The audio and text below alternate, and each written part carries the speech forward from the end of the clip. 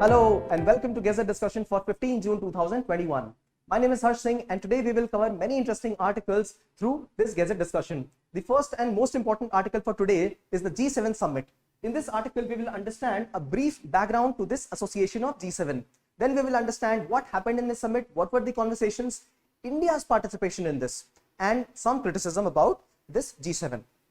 This day in history relates to Deshbandhu C.R. Das. News snapshots. This is the section where we cover the important updates.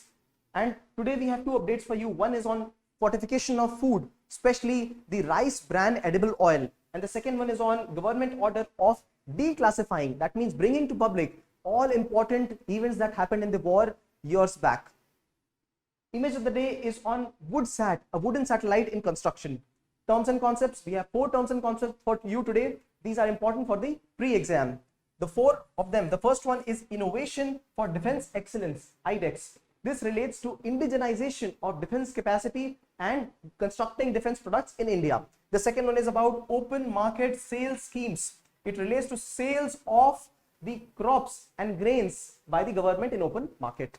The third one is Dagmara hydroelectric project, which is being constructed in Bihar on river Kosi. And the fourth one is Southern Ocean. The declaration of Southern Ocean as the 5th ocean by National Geographic. Editorials of the day. 3 important editorials relate to social media regulation. There must be a balance. The cryptocurrency and need to regulate it, important need to regulate it in India. The third one is about the orphan children and the initiatives that government must take to have them, to give them a good future. The case study for the day is on Versova beach, an important case study where a man helped in rebuilding of the complete ecosystem at the coastal areas. Let's start our discussion. The first and featured news for today is on G7 summit. This is an important summit because the members of this organization are very important countries. There are 7 members of it, as the name suggests, which are United States of America, Canada, and then we have important countries in Europe, Great Britain, Germany, France, Italy, and then Asian economy, Japan. Now these 7 countries represent as much as 60% of global wealth, 40% of global GDP, and 10%, only 10% of population. They claim to be liberal democracies. Earlier, Russia was also a member, but after annexation of Crimea in 2014, it was asked to leave the organization informally. Now, countries like China and India don't have representation. This organization got formed in the 1970s to discuss important issues of climate change, security, trade, etc.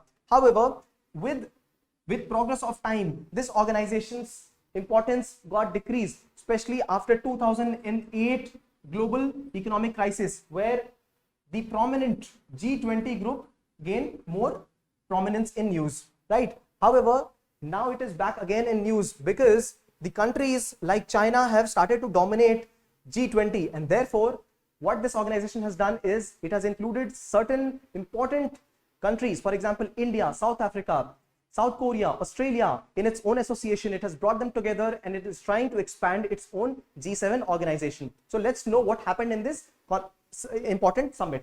Now these 7 countries participated and their theme of this summit was build back better. Build back better what? After what? Corona crisis. Yes. So the important discussions were, one on Corona crisis and how to build back better from it. The second one relates to including free and fair trade around the world. The third one is about climate change, and these important countries can play an important role in helping reducing climate change and biodiversity. And the fourth one is having open societies. So this is a quick background to what happened in the summit. Okay, now an important declaration, Kirby's declaration, important for the pre-exam. This declaration was a part of this summit, right? And this is where they all the members, they declared that they will fight corona pandemic. How? By helping COVAX, by helping important organizations playing role in developing of vaccines, delivery of important material for the corona crisis, right? So this is what is the Kirby's Bay Declaration about. Then they also committed to One Health. We have covered this topic in detail in the previous Gazette discussion. One Health is an important concept where it says that the health of all the ecosystem is associated. Human health is interrelated to environment and animal health as well. And then it also spoke about vaccine supply under this declaration, right? Moving ahead, the summit also spoke of free and fair trade. Very important. Why? Because this conversation of global minimum tax was also completed, right? Global minimum tax, we have covered this again in our previous sections. This is about a minimum tax which the countries will have on the corporates which have tried to save important money and not get taxed, right? Tax savings will not be happening through global minimum tax, right? Then moving ahead, the article also talks about the climate change, an important agenda of the summit, right? They spoke about net zero, achieving net zero by 2050. Again, interestingly, we have covered this net zero in one of the featured articles previously. Net zero relates to net zero carbon emissions. That means even if we produce carbon, we will try that it gets absorbed in the system, right? Offsetting mechanism. So this is what the summit was about. The fourth important article that this summit covered related to the open society. Now this is an indirect indication to China and countries where operation is followed, right? So data flow, online data flow must be at ease, and there must be declaration of human rights in all countries. For example, China and the issue of Uyghur Muslims, China and the issue of Taiwan, China and the issue of South China Sea, right? These were given indications of. So let's have a look at where these places are. Xinjiang province, it is on the western side of China, right? Here there are a lot of human rights violations, and this was important conversation. Tibet is another province just associated aside India, right? And then we have Taiwan Strait, where China keeps conducting its exercises, right? This is South China Sea, which China also claims. So these are important human rights violations which were talked of, indicating China. In fact, the India also is in news because of some domestic kind of atrocities. However, this was not a part of the important conversations, right? Moving ahead, the article spoke about having gender equality, and this is how the four important conversations happened.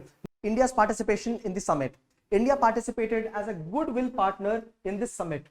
India spoke about one earth, one health concept. Important again, because these are the important keywords which you will use in your answer writing. One earth, one health concept. You understand what is one health. One health is about considering the health of humans, the animals, and the whole ecosystem as one, right?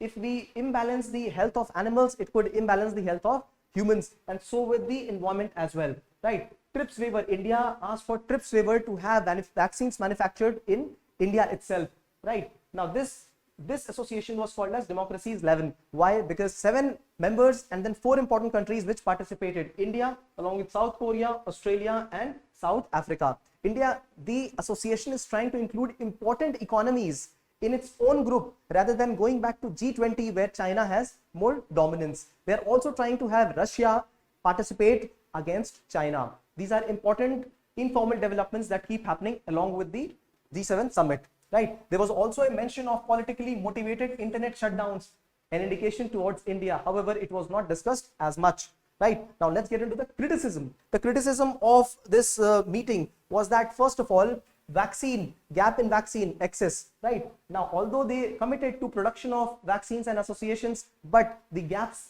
in vaccination access to people, 7 billion people around the earth, it was not discussed in details. The second criticism is that there was lack of detailing. They committed to important improvements in climate, in case of vaccine availability, in case of trade, right? However, lack of detailing, which country will participate in what capacity, that was not discussed. It was only mere conversations. Climate finance, they have discussed that they will be paying $100 billion per annum, right? But there is less development in this respect, right? Now, what is important is to gain a new momentum. This could be your conclusion of the answer. What is important is to gain a new momentum through G7, right? Any association, but gaining a new momentum after the COVID lockdowns, that is most important. So let us quickly cover what we understood in this article and note down the important keywords. First of all, something about G7. G7 is an important organization with 7 important countries, right? We discussed what is it important for. It is important for the fact that it has 40% global GDP and 60% of the global wealth, right? Important countries, a part of it, and it had this association organized in UK. The theme was Build Back Better. So please note out Build Back Better, right? Caribbean Bay Declaration, right? Important for the pre-exam. The name Caribbean Bay Declaration, right? So the 4 important components of it was COVID, right? The second one was related to fair trade practices, introduction of global minimum tax. The third one related to climate change and resolutions, right, of net zero. And the fourth one was about open society, indicating to China, right? Okay, we also understood how India participated. One Earth, One Health was India's conversation here, and TRIPS waiver, goodwill partner. This is the keyword for India. Please note down democracy's level and the important criticisms, right? For example, one is the gaps in vaccine production, and then we go ahead to lack of detailing, right? Again, related to the first point, and climate finance. All right, moving ahead. The second article is about C.R. Das, Chitranjan Das.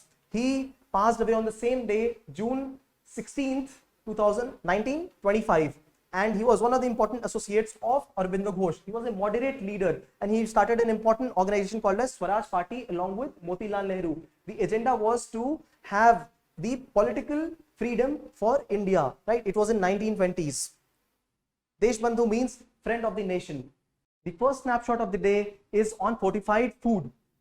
Do you know, in India, as many as 70% of people, 70% of population do not take in the regular balanced diet, and that is why this results in malnutrition, right? And this is where the concept of food fortification comes into play. Fortification, that means to defend.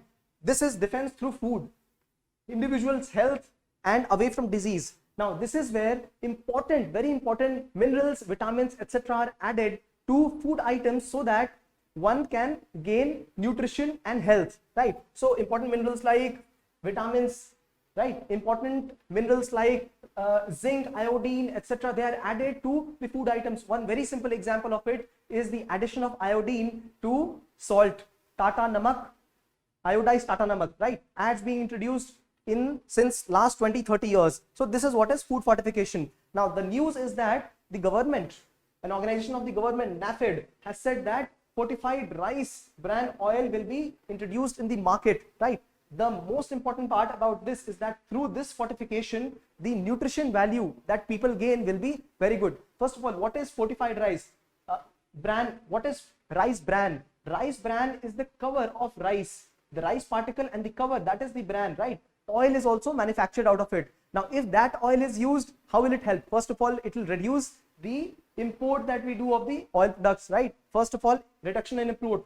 Then we will have indigenous capacity to manufacture more oil in India. It will help the farmers as well, right? Now, this fortified bran oil, it helps because it helps reduce the cholesterol, right? There are many other important benefits as well. For example, it increases the amount of vitamin E in the body, and this decreases the potential of having cancer in the body. So it helps in those ways also. In fact, not only in India but abroad as well, this rice bran edible oil has been recommended, especially in America, right? It helps in increasing the content of vitamin A and D in the body through fortification, right? Now see, very important thing to understand is that any food cannot be mixed with the other food, right? There has to be a particular combination. For example, khichdi, there is a reason why khichdi is cooked. The rice and dal, if they are mixed, the minerals of the dal are easily absorbed by the body if they are mixed with rice. So therefore, food fortification only works in unique cases, right? And this is one of the cases where it works, fortification of the rice bran oil with certain important minerals. This is the update in the article. Now, some initiatives were oil fortification and salt iodization in India, right? Some important issues about fortification is that, first of all, government authorizes fortification, but there are many bodies, for example, state level bodies, district level bodies, and then distribution. And therefore, because of this less coordination, fortification is not the ultimate conclusion. We have to work on this. Informalization. A lot of products in India, for example, milk, butter, etc., they are sold and they're informal products, and therefore standardization and informalization leads to less fortification. And then machinery, the important machinery is required for fortification. They are not available at many places. Although cost is not an issue, because fortification results in maximum 3 to 5 to 7% of increase in cost. This is what the research says. But it does spoil the aesthetics. For example, if people are used to normal color of the salt, if we have double fortified salt put in our food, then the food color also changes. So aesthetics is one concern, right?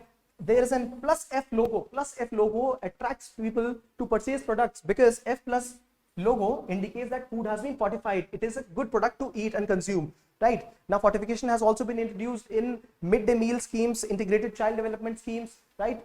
For example, giving of eggs and salt along with food. So these are important ways India has helped in fortification. In this article, we understood the concept of fortification, what are the issues related to it, and we also understood how rice bran is going to help in fortification of the oil, right? Okay.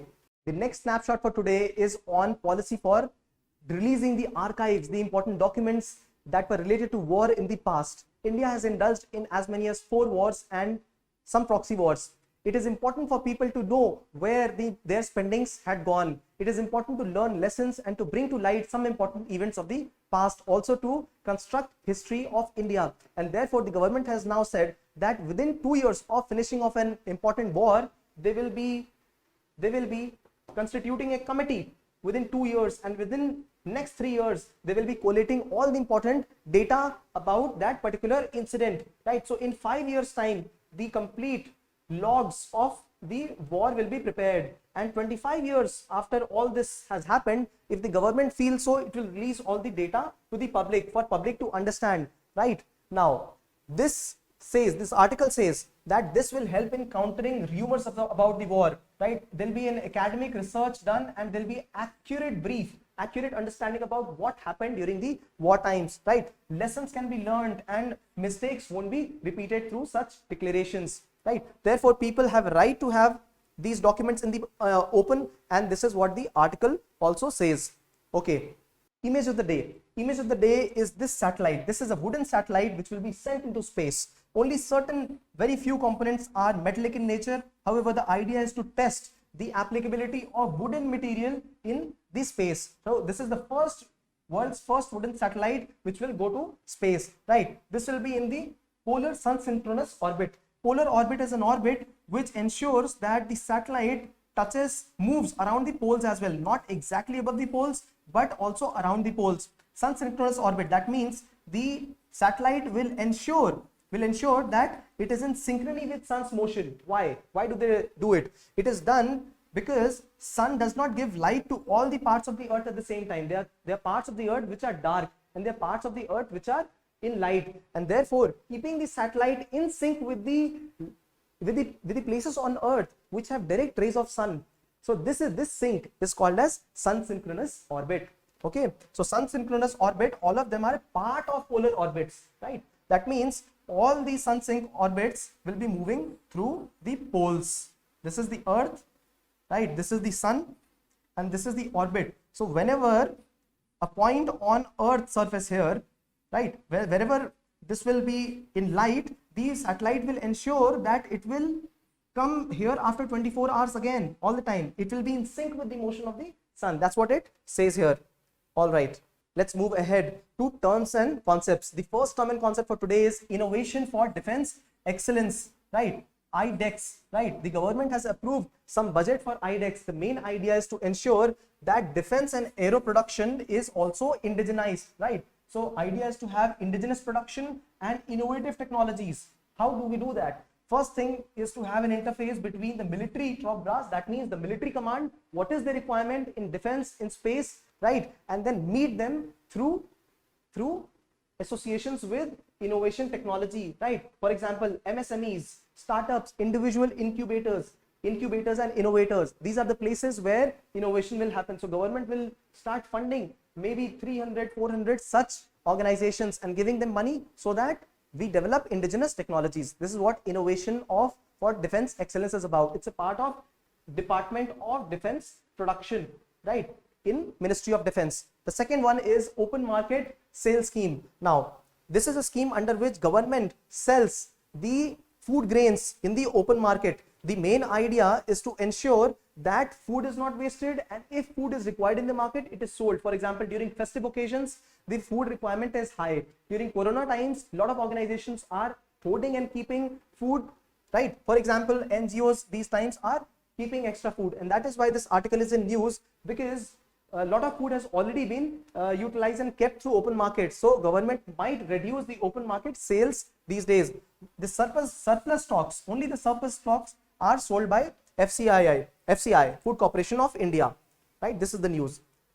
Dagmara hydroelectric project. Now, Kosi River is known as the sorrow of Bihar, but the idea is to change the sorrow of Bihar into developmental river, into river of opportunities. Right? This river, if controlled, can help in generation of employment in the region, recreation, tourism, fisheries, etc. Right? The main idea is that when Kosi during summer it flows, it is a Himalayan river, right? It meanders a lot and it changes its course, right? Because of increased inflow of water, flooding is inevitable year after year, and that is why if we create a dam, if we create a barrage and a dam, and if we use HEP through this, the channel of the river will be utilized well. There will be less meandering of the river because there will be controlled flow of the water, right? As simple. So Dagmara, the capacity of this project is 130 megawatt, which is the biggest HEP. It is going to get constructed now. All the best.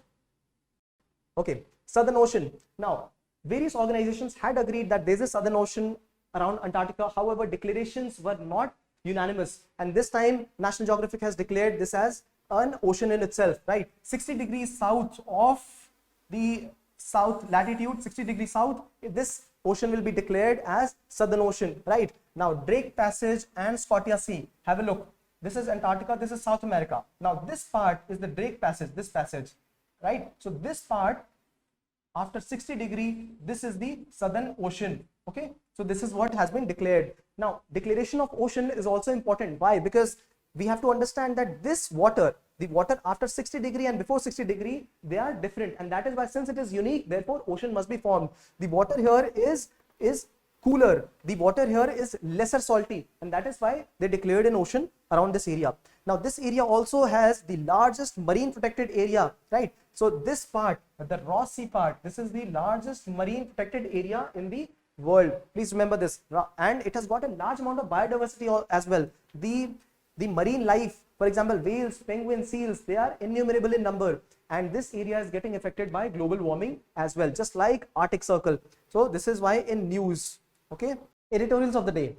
We have covered 3 editorials for today. The first one is on social media regulation by the government.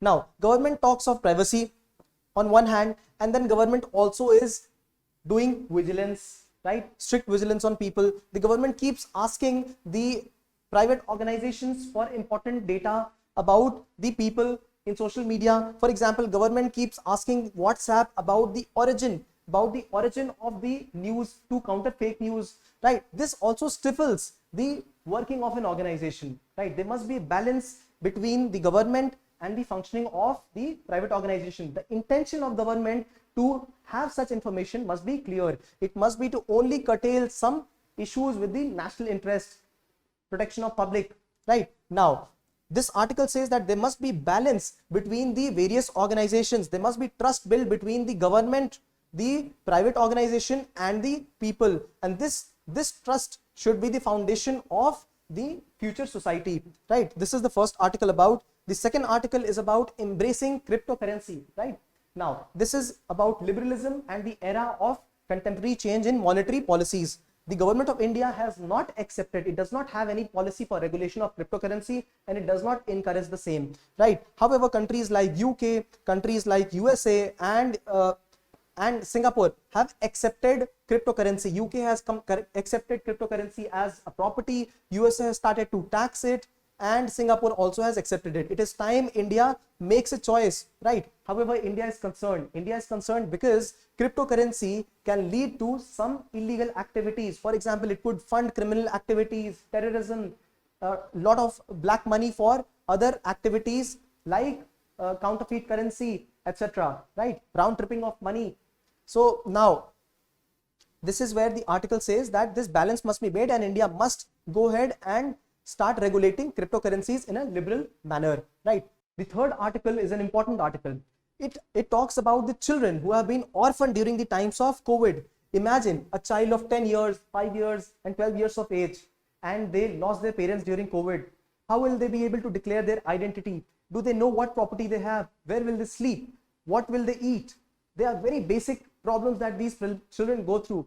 Another issue is institutional level of crisis, right? Does the government provide them proper education? Do they provide them proper skills? Not sure. And what happens to them after they become 18 years of age? The government hostels are not available. Please remember, the government hostels are the first and last resort for these children. This is what the article says. But they are thrown out of the hostels after they have the age of 18. And what can they do to sustain themselves? They will be participating in activities which may not be legal, which could lead to not good future development for themselves, right? And therefore government says it is, the article says that it is important to first of all survey these children, right? Educate them, skill them, right? Right now this issue is treated as a taboo. If somebody has lost parents, they are looked down upon. However, what is needed is a constant fund, all-round fund, which starts to help the people, help such children, right? There should not be an oppression. Right now, even declaration of their identity, their documents, they are oppressed everywhere because the documentation is such and they are not aware, right? So this is what the intervention is required, right? Survey of such children, education and skill, and then we must have a welfare fund for these children, right? Important article, and therefore you must note down these keywords here, right? This will solve your crisis of answer writing on such issues. Okay, case study of the day, a very important and good one. First of all, I would like you to look at this picture. This is a picture of our own Mumbai before and after, and this is the man who worked at it. And this is how they worked. They worked at the level of community, right? Everybody participated. What did they do? Now, this man is Afroz Shah. He has also been awarded by United Nations Champion of the Earth Award. Why so? This Versova beach in Mumbai, it was dirty. There was a lot of litter and it was passed on since ages. This is a young lawyer from Mumbai who ensured that such kind of litter is no more in Versova beach. He took the help of community and he ensured that the beaches are cleaned, right? And therefore he got this Champion of the Earth Award by United Nations. He was also appreciated by our Prime Minister, and this later came to be known as the largest beach cleanup program in the world, right? So note down this important case study. And now what does this teach us? It teaches our citizens power, the power of citizens, right? If they participate, no project can fail, right? And it also says that ethical leadership and environmental ethics, they are very important, right? This has emerged as a global inspiration. Mumbai has always been resilient and come back every time there has been an issue. And right now, after the cleaning of the beaches, the good news is that turtles have come back and they've started to breed in the beaches area in Versova. Thank you for watching.